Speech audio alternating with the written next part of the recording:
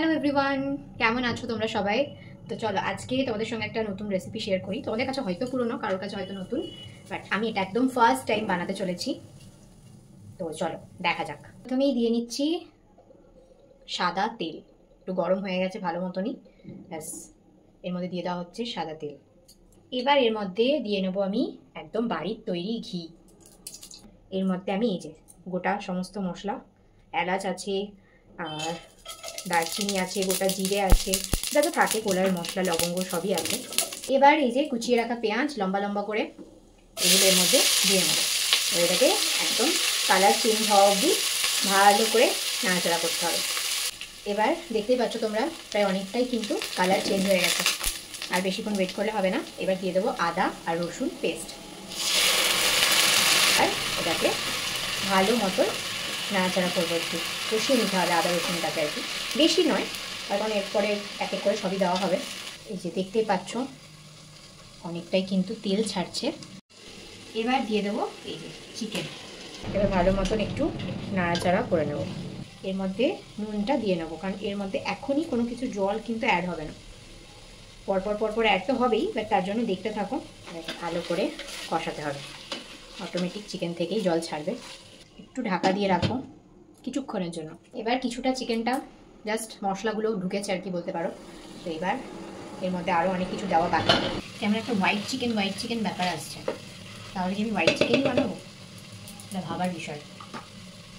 এবার দিয়ে নেবো জিরে গুঁড়ো। আমি পরিমাণ অনুযায়ী দিয়েছি, তোমরা যে যেরকম পরিমাণ নেবে সেরকম অনুযায়ী মশলার পরিমাণ।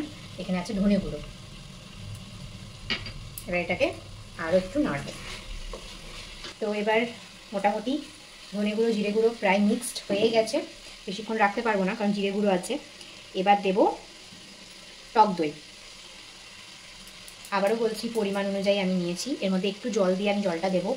আমি জল দিতাম না, বাট যেহেতু টক দইটা আছে তাই আমি একটু জল দিয়ে দিলাম। এবার এটাকে মিক্স করবো।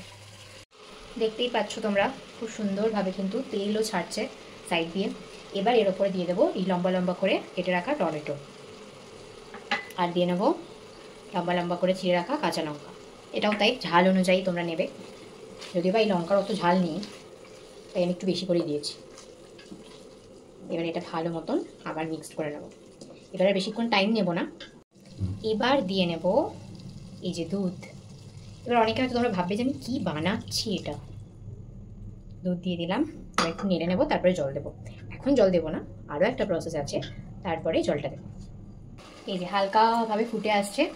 এবার দিয়ে দেবো আসল জিনিস, সেটা হলো এই যে চাল। আগে থেকেই আমি ভিজিয়ে রেখেছিলাম মোটামুটি 1 ঘন্টার উপর। এবার সেটা দিয়ে নেব, এবার ভালো করে মিক্সড করবো। যারা যারা বুঝতে পেরেছো যে কি রান্না হচ্ছে তারা অবশ্যই আমাকে এক্ষুনি ভিডিও পজ করে কমেন্টে জানাও। আমি ততক্ষণে জলটা ঢেলে দিই, সেদ্ধ হওয়ার জন্য একটু জল লাগবে।